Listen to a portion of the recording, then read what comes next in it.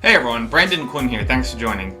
I wanted to record this video to showcase a new app I've been working on, Blindfold Chess, which you can play now at playblindfoldchess.com.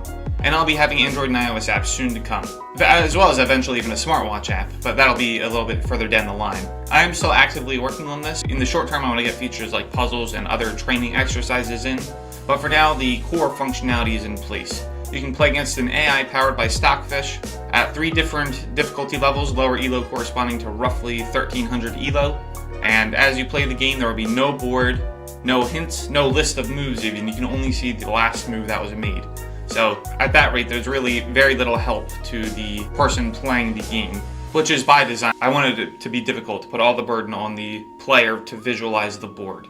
So I'm going to play as white against the lower elo and showcase how the app works as I go. So this is what it looks like to input moves. On the left side we see the list of pieces, and on the right side we see the letters and numbers corresponding to the cells on the board. So quick note before we continue, in this video I'm going to overlay the board of the game as it unfolds, but keep in mind I wasn't able to see that at the time I played the game. It was purely a blindfold experience. I'm just post-editing that in for your benefit. For example, I'll just start out with a pawn d4, which literally reads pawn d4 here.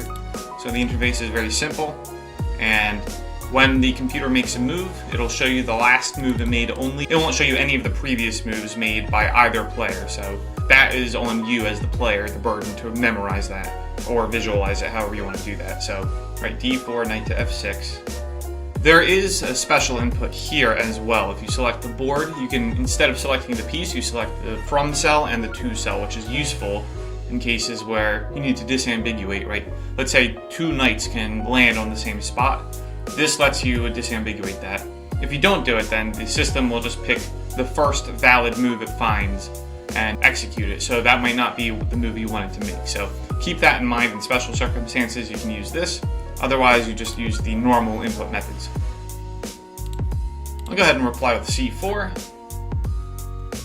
to which he replies with d6. I'll do a knight to c3.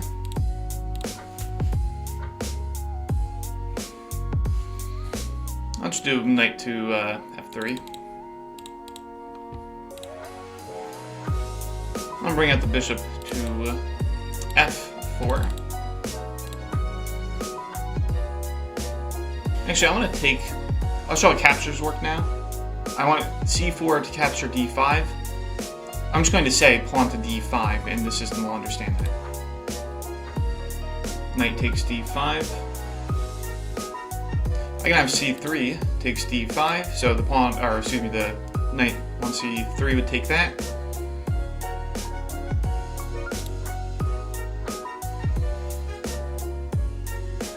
And what's nice is I just got to keep that knight.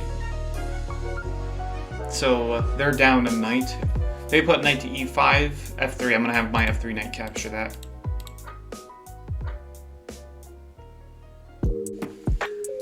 They're down 2 knights, I'm down 1. Because the queen captured it.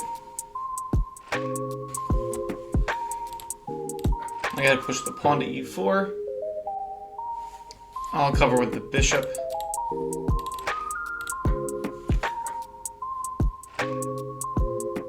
I can just take the queen, can't I, with the bishop?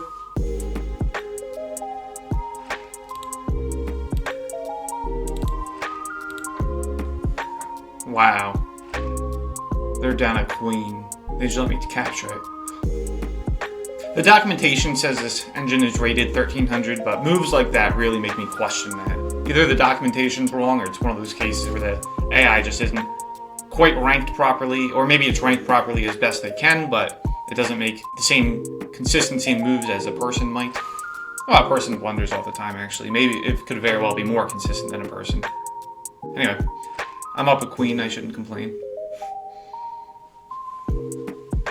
At this rate, I might as well just simplify.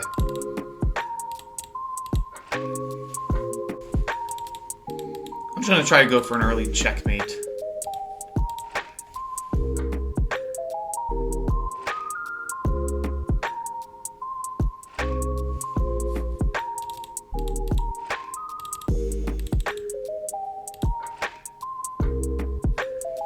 always nervous when I launch the queen like that in blindfold chess. It makes me think I'm blundering it. I was sure I wasn't, but still.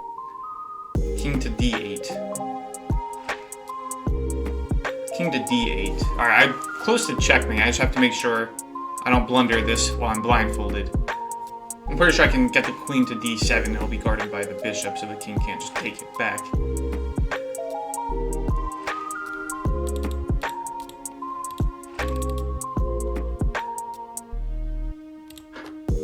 Nice. So, 15 moves. I was getting a little worried there that I'd blunder that, but we got the checkmate, so let's go ahead and view the game. Now we can view the full game on the board, and if I had played as black, it would be flipped, by the way, but I'll go ahead and go through the moves. Maybe I'll see if I blundered here real quick anywhere.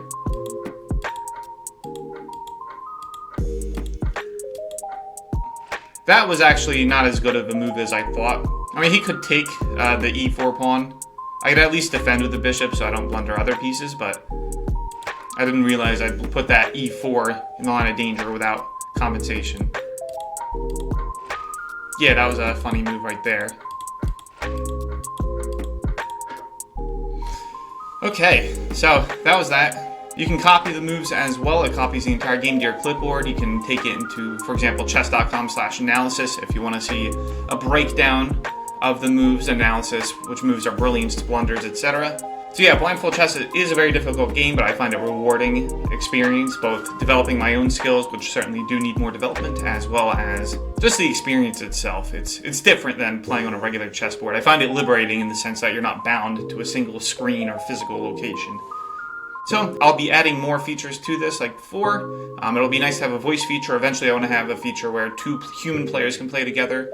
Maybe, you know, make your move past the phone to the other person or the tablet, they make a move, etc. I might even explore some online option. I'm skeptical about that because of how hard it would be to tell if somebody's cheating. They wouldn't see the board here, but they could always just have a board, even a physical board, and reference that. But still thoughts for the future. But for now, the app, even as it is now, is live, playblindfoldchess.com, so I encourage you to take a look. If you enjoyed the video, please like and subscribe. I'll be putting out some more chess content probably, especially updates to this app. And you can stay up to date on some of my other projects like Hexakai, or some of my logic puzzle videos, which I put out on roughly a weekly basis. And I also have links to everything in the description below. Thanks for watching, and I'll see you next time.